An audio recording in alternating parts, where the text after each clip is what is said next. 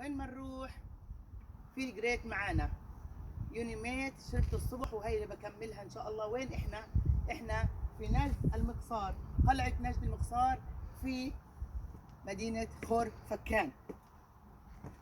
من احلى ما يمكن، هي مغلقة الان لتعديلات وصيانة، بس من اماكن اللي بشجع الكل يجي يحضرها ويكون فيها ويشوفها ويشوف معالم خور فكان قديش.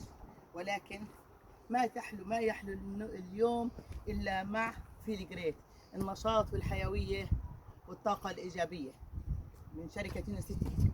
اللي حابب يعرف كيف يهتم بصحته مع النشاط والحركه يتواصل مع الدكتوره الاستشاريه غدير زهدان على 00962 795 717 818 واتساب.